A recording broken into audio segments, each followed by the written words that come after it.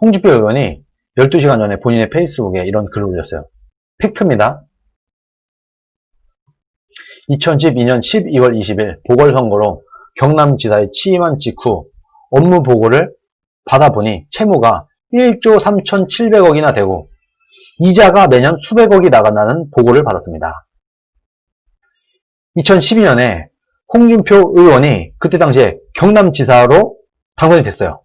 그러면서 업무 보고를 받아보니까 이 경남이라는 도에 빚이 1조 4천억 가까이 됐다.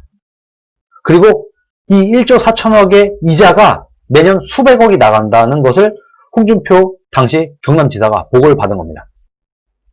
그러니까 이 홍준표는 이 보고를 보고 이 돈 아깝다. 이자만 좀 아끼면 이 수백억 생돈이 이자로 나가는데 이 이자를 좀 아끼면 우리가 서민 복지에 쓸 수도 있고 경남을 발전시키는 데도 쓸 수 있는데 이 빚 때문에 우리가 매년 이 이자를 내야 된다는데 얼마나 아까워. 이런 생각을 한 거죠.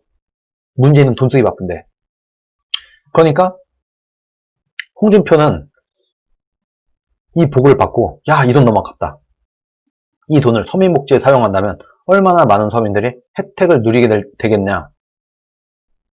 무분별한 재정 운용으로 빚잔치 도정을 계속한다는 것은 도민들에게 큰 죄를 짓는다는 판단이 들어서 즉시 경남지사가 되자마자 재정점검단을 구성을 해서 불효불급한 예산 낭비를 막고 행정개혁, 재정개혁에 나서서 3년 6개월 만에 땅 한 평을 팔지 않고 경남에서 보유하고 있는 재산을 팔아서 빚을 갚은 게 아니라 오로지 재정 관리를 잘해서 채무 제로를 만들고 흑자 도정을 이룬 바가 있었습니다.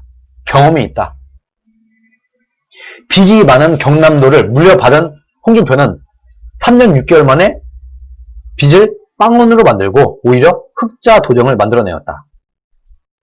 나라 살림이나 개인 살림이나 자기 재산처럼 관리한다면 함부로 돈을 펑펑 쓸 수가 없다.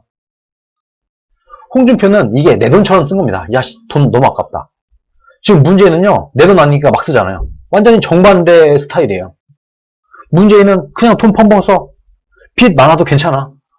나는 일단 쓸게. 난 돈 쓰는 거 좋아하니까 나는 펑펑 쓸게. 내 다음 대통령부터 아껴 쓰면 되지 뭐. 내가 대통령이 되기 전에 이명박 박근혜가 아껴 썼잖아. 아껴 쓰는 사람이 있으면 돈 쓰는 사람도 있어야 되는 거 아니야? 그 돈 쓰는 사람 내가 할게. 내가 돈을 펑펑 써서 권력을 엔조이하고 국민들에게 이쁨 받는 대통령이 되고 내 다음 대통령부터 아껴 쓰면 될 거 아니야. 이런 생각을 갖고 있는 게 문제 아닙니까 지금? 근데 정반대의 생각을 갖고 있는 사람이 홍준표다. 오로지 재정을 잘 개혁을 하고 행정개혁만으로 빚을 다 갚았다. 그래서 흑자를 만들어내었다. 빚을 갚아내는 홍준표, 빚잔치를 하는 문재인, 정반대 되는 사람이 지난 대선 때 붙었는데 우리 국민들은 너무나 안타깝게도 문재인을 어쨌든 대통령으로 만들어줬습니다. 문재인 대통령 들어서 국가 채무가 폭증해서 곧 천조국이 된다고 합니다. 천조 시대로 간다고 합니다. 이자는 매년 수십조 대에 이를 수도 있죠. 네, 맞습니다. 수십조 정도 됩니다. 천조 빚이라고 하면은 한 2, 30조 될까요? 1년에 이자만? 그 정도 될 것 같습니다. 매년 4대강 공사하는 비용을 그 이상을 이자로만 내게 생겼습니다. 이제 여러분 문재인 덕분에 고맙습니까? 대깨문들. 그렇게 4대강 공사 어쩌고저쩌고 하더니 드디어 문재인이 빚 천조 시대를 만들어 놓고 다음 대통령이 아껴 쓰래요. 그러고 자기는 떠나겠대요. 그리고 나서 우리는 이제 매년 4대강 공사 예산을 이자로만 내야 된다. 국가 채무 이자로만 내야 된다. 이른바 빚잔치나 하던 폭망한 남미의 나라로 가는 겁니다. 베네수엘라. 그리스는 양반이에요, 여러분. 그리스는 양반이에요. 저는요, 사실 그리스 정도만 됐으면 좋겠어요. 베네수엘라로 될 것 같아서 걱정이에요. 베네수엘라가 망하는데 20년 걸렸습니다. 지금 문재인 정권 5년 만에 이렇게 됐죠? 이 다음에 만약에 이재명이나 이낙연 같은 사람이 돼서 한 10년 지난다. 그러면 거의 뭐 베네수엘라의 문턱에 가는 것이고, 그 다음에 또 만약에 좌파 정권이 집권한다. 그럼 15년이죠. 그럼 저는요, 15년 만에 우리나라는 베네수엘라가 된다라고 봅니다.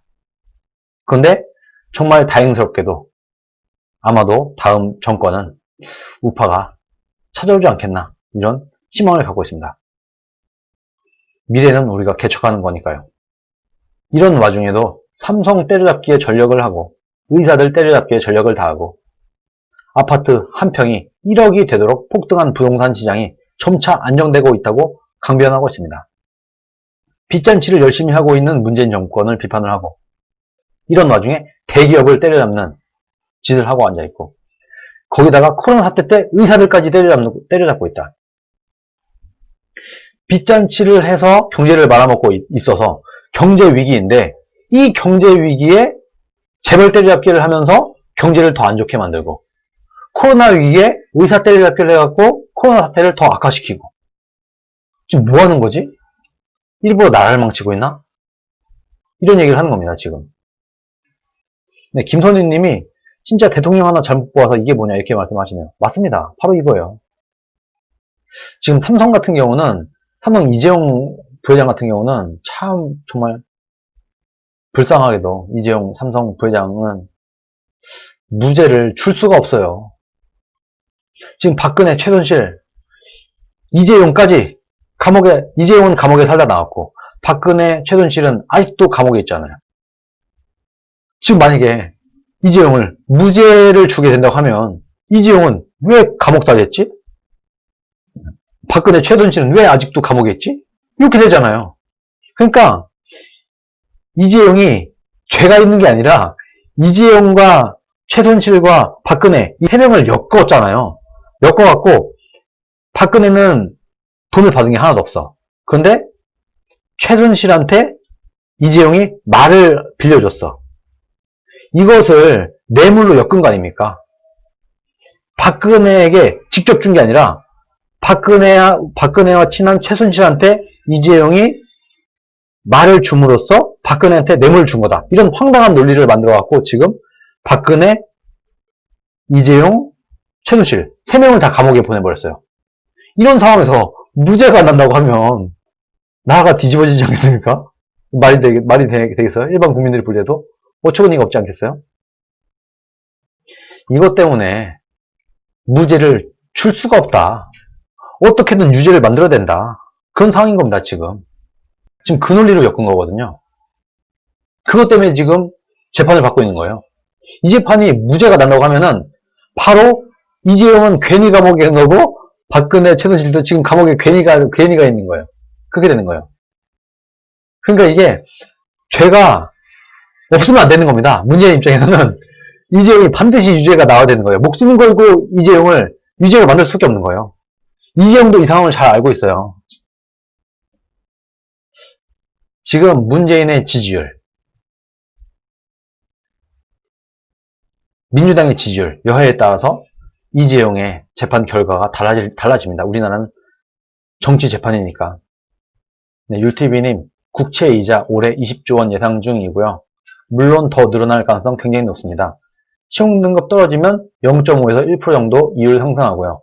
제 짧은 지식으로 채무 늘려서 신용등급 내려가면 40조 원 이상이 될 거라 봅니다.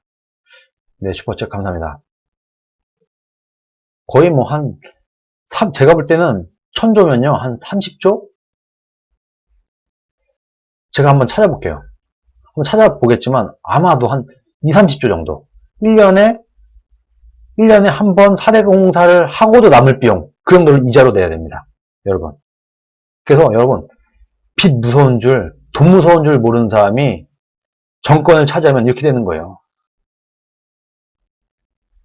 돈 무서운 줄 모르고, 빚 무서운 줄 모르고, 대출 무서운 줄 모르는 사람이 대통령이 되면은 대한민국을 이렇게 말아먹는 겁니다.